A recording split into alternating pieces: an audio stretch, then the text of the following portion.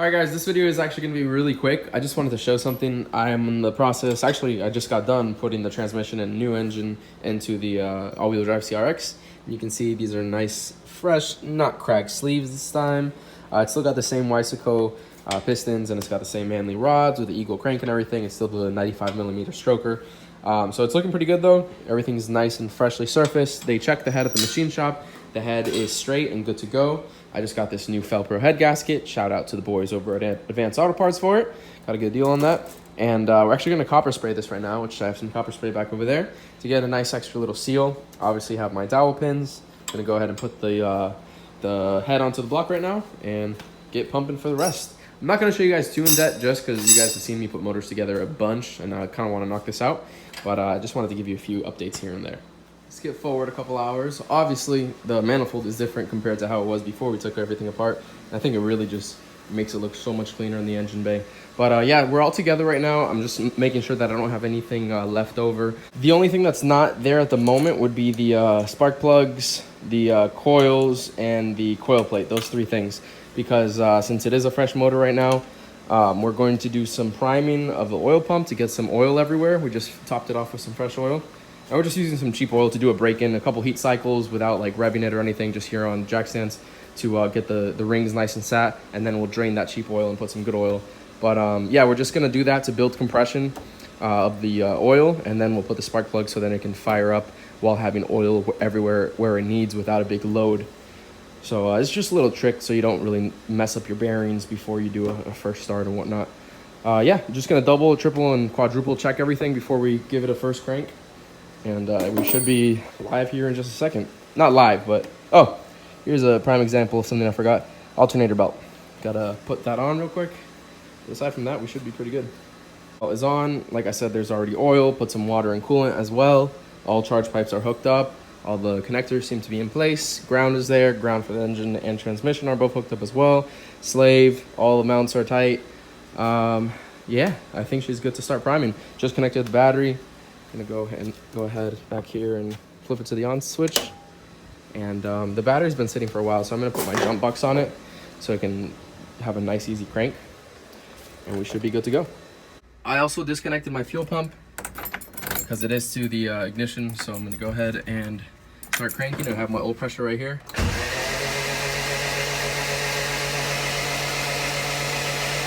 It normally takes about 30 seconds. Oil pressure to start building up. Mind you, it has assembly lube all over the bearings as well as a little bit in the head. But we should start building some pressure here soon.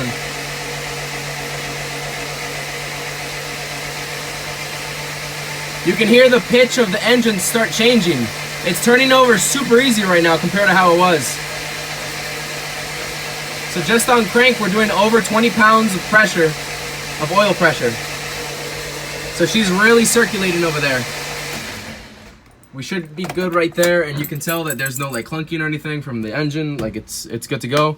And like I mentioned in that clip, as soon as you hear the or as soon as you see the oil pressure start rising, then you can actually hear the difference in how the engine is actually turning. Because at that point now everything is lubricated and there's a lot less friction of metal on metal.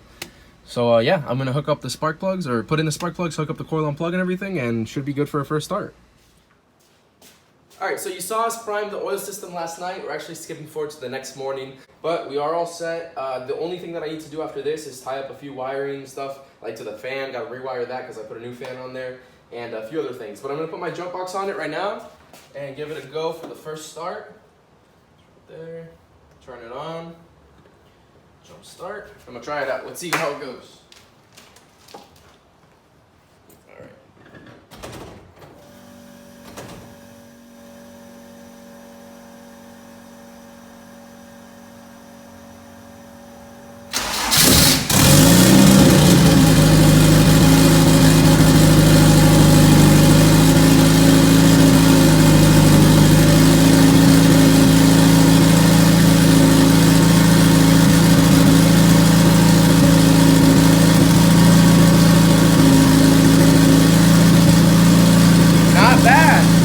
Actually, it started right up. Cranked and started it immediately. Pretty good. We're going to let it warm up right now. Like I said, the fan isn't wired yet, so it's going to warm up pretty fast. We're just gonna leave it at idle for the moment while it warms up. And that's gonna get the oil nice and hot and all around the engine, and actually let the piston ring start to seat to the new sleeves. And yeah, it should be good. We're gonna let it warm up right now, shut it off, let it cool down. To the manifold, I'm guessing that's just because we had it closed a little bit ago, and it was sitting in the garage. It looks pretty good.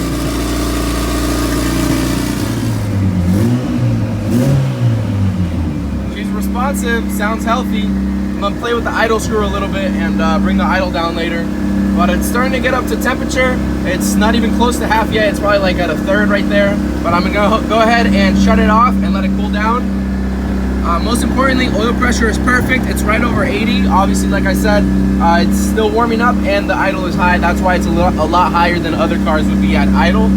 But we're looking pretty good. So we got the second heat cycle for the CRX and actually moved it in front of the Integra as well, just so it's a little bit easier to work on this car and still have space for the RSX, which we're about to put the front lip on right now. And hopefully, if all goes well tonight with the final prep for the CRX, it'll go to paint tomorrow. So looking forward to that. Yeah, about to put this one in.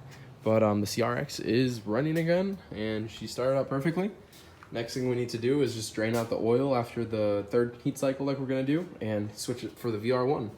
So that does pretty much sum up the video for today. Hope you guys enjoyed it. We definitely got the CRX running and it is running perfectly. Just from the idle, it already sounds really crisp and it started super easy. And I'm holding around a little jump box since I'm charging my phone as I'm recording this, since my camera's over there out of battery. But thanks for watching, guys. Hope you guys enjoyed the video. Leave a comment down below and hit the like button before you head out, and we'll see you on the next one. Peace.